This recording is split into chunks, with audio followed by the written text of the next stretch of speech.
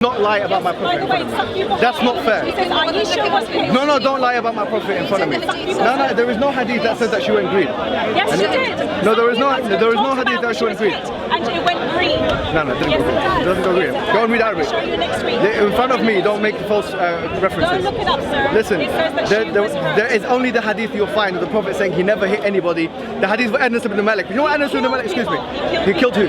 He killed one person in his whole life. Then you have not read the hadith. Okay, tell me where. So you read the Sirat Rasulullah, read Sahih Bukhari, read all of the Quran. Why don't you tell me where? And you will find that Mohammed killed Asma the poetess. He affirmed when she was killed. No. He killed means he done it himself, yeah? No. So what? Now you're changing your words. He's the leader. No. So make your point clear. Did he kill them? Did he kill them or did he? No. Did he kill them? Okay.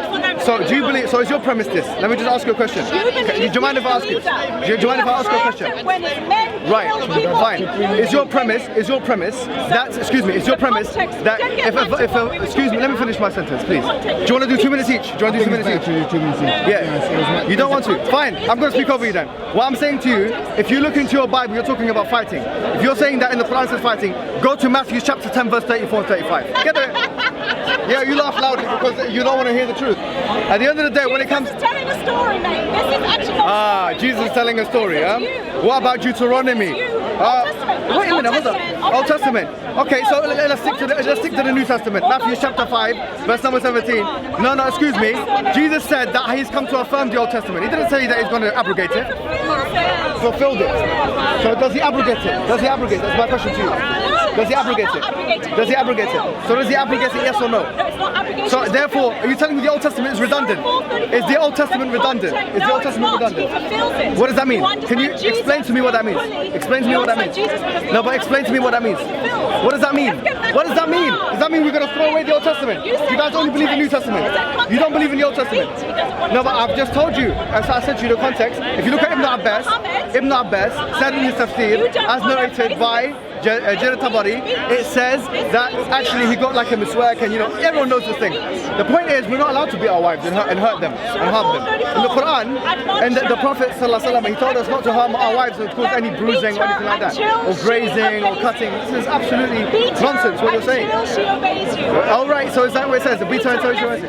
No, it doesn't say until you're lying about the Quran. فَإِنْ أَطَعْنَكُمْ فَلَا تَبْغُوا عَلَيْهِنَّ سَبِيلًا. In the Quran it says in chapter number 4, verse number 34, فَإِنْ أَطَعْنَكُمْ. Nowhere does it say hatta. Until in Arabic, it's translated as hatta.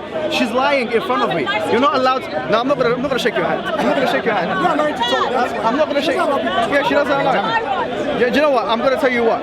Not the religion you want. Why? Because your religion allows raping of individuals. Why don't we look at Lamentations? Why don't we look at chapter 5, verse 11 of Lamentations, where it's okay to rape a child in your religion? No, it's not. According to the commentaries of the Bible, you're allowed to rape a child in your religion. Where does it say that in the Quran? I'm asking you a question. Lamentations 5:11. You're allowed to rape a child. You're allowed to rape a child in your books. No. Then go ahead and answer it. You're allowed to rape a child according to Lamentations 5:11. What then? What about Deuteronomy chapter number 21, where it says you can take a slave and rape them? Rape them. Where does it say that? Tell me one verse in the Quran where it says raping. Go on. Go on. Ta'ali.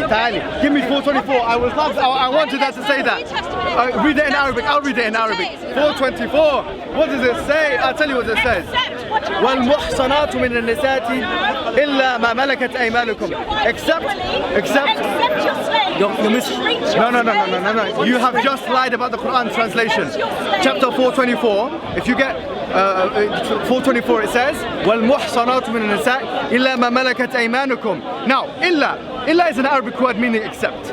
If you go to the Ajurumiyya, which is an Arabic grammatical book that is understood by everybody, there's 2 times of illa. It's called harf istisna, bab al-istisna. Bab al-istisna means the bab of the chapter of exception. Excuse me, I'm telling you what it means, but if you don't want to listen to that, it's an Arabic book, so if you don't want to hear it, then it's not fair on you. It shows your insincerity actually. It says, well, excuse me, can I just finish this point and then you can go? Just finish this point because you have a misconception, okay, and then you can leave, right? So what I was going to say, let me just finish the point, if you don't mind. It's all right. I was going to say that illa here is not connected to what was mentioned before. The context of this verse, it starts where it says حُرِّمَتْ عَلَيْكُمْ أُمَّهَاتُكُمْ وَبَنَاتُكُمْ وَأَخَوَاتُكُم. It says that, it says in chapter number 4 of the Quran, before like in verses 15 or whatever it is, where it says that haram upon you are your mums. You can't marry your mum, you can't marry your daughter, you can't marry your sisters, yeah? You're not allowed to marry that. Now, this is the last verse in that chain of context. That verse is verse number 24. It says, وَالْمُحْصَنَاتُ مِنَ النِّسَاءِ إِلَّا مَا مَلَكَتْ أَيْمَانُكُمْ كَتَابَ اللَّهُ عَلَيْهِ. The verse goes on. So, الْمُحْصَنَاتُ مِنَ النِّسَاء means and the ones who are already married. So we're not allowed to, a man is not allowed to, or a woman, actually, it's not the same with a woman. It's not the same with a woman. A man is not allowed to marry a woman who's already married, yeah? And then it says, except for what your right hand possesses. Now, what this new propaganda of Christians have done have made it seem like this except, yeah, is from the same jins, it's from the same category, therefore it means, do you want to do 2 minutes each? Alright, that's fine. Okay, I'll do 1 more minute. So it says, so they're making it seem like this except is in the same category. So it's talking about, you know, you're not allowed to marry your mum, you this and that, and you're not allowed to marry a woman who's already married except for whom? Except for the slave. That's what or the right hand possesses. This is an incorrect translation and interpretation. The reason why it's incorrect is because in this verse, according to the Jumhur, all of the scholars of Islam, like Abu Hanifa himself, and the Mufassirin, all the Mufassirin agree of Lugha, that the illa here is illa istisna'iyya munqati'ah, not munfasila, meaning it's munfasila, meaning it's disconnected, meaning it doesn't, this illa here is talking about something completely new. It's almost as if you start a new sentence. In a nutshell, what this means to say is that this except your right hand possesses does not mean that you're allowed to marry a woman who's already married if she's a slave. It does not mean that according to the scholars of language, and according to the scholars of tafsir, and according to the scholars of jurisprudence. That is ittifaq, and it's called ijma', which is consensus of the Muslims. Even if you murder her husband, this is in the context, this is only in the context in war. So what happened before, back in the days, what you had is you had people fighting each other, empires, and then you had prisoners of war. Yeah, so two things we're not allowed to do. Two things we're not allowed to do. We're not allowed to marry a woman who's already married. Okay, so she has to be divorced by that man. Number two, so that's what this verse is basically saying. You're not allowed to marry a woman, a slave, who is already married. You're not allowed to marry her. That's basically what it says. So you have to go through a process of annulment of that marriage, then the man can marry the woman. According to the consensus of the scholars. I trust your time, go ahead. So I'm not sure I'm totally convinced by my friend's interpretation of that. You know, except those, also women are already married, except those whom your right hand possesses. Even if you divided that into 2 sentences, I don't think it actually makes any sense. And it also, because it goes on, all others are lawful provided you seek them with ma. So it's actually explaining how you can have women that are already married. Now to get some clarification, let's have a look at the Prophet Muhammad, let's have a look at his life, see if actually he did what is spoken of in this verse. And I'd just like to draw attention to a woman called Safiya, whose father and brother were killed by the companions. I think it was in the siege of Khaybar. Okay, and basically Muhammad chose this woman as one of, to be his wife, and he was brought to her that night. And one of his companions, there's a hadith for this, forgive me for not knowing where it is, but you can look it up. There's a hadith which says that somebody had to guard, who said, I wanted to guard you all night because I was worried that there would be reprisals. Okay, so actually when we think about the behaviour of the Prophet of Islam himself, he actually goes and he forcibly takes women, he forcibly has their husbands and relatives killed in order to marry them. And there's not just this woman, Safiya, her name is Safiya, there's also another lady called Juwayriya, okay? I can't really hear what you said. Okay, so you can look that up. So I actually think that the behaviour of the Prophet is entirely consistent with the verse of this Quran as the natural reading is. He's trying to get away, it seems, from a natural reading of this verse because he doesn't like what it says. I don't blame him, I don't like what it says either. Okay, that's fine, I'll stop there. Do you want me to let me ask you directly. Okay. Now, let me ask you, I think I heard what you said. I think, to be honest with you, I didn't. I really want to go and find out. That's fine. It's a good discussion.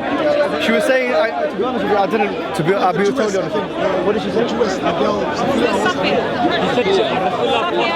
Married her after killing her family members. No. This is a lie, so I'm not going to respond to it. This is kadhib, this is a complete lie. And for her to, excuse me. It's in the surah. It's in the Sirah. Okay, no. The Sirah, let me explain something to you about the Sirah. The Sirah is not hadith, which is not, we don't accept it as religion, really. So there's some things in the Sirah we don't accept as religion. Okay, that's one thing. Fine. Same as hadith. Thank you for that, so you understand.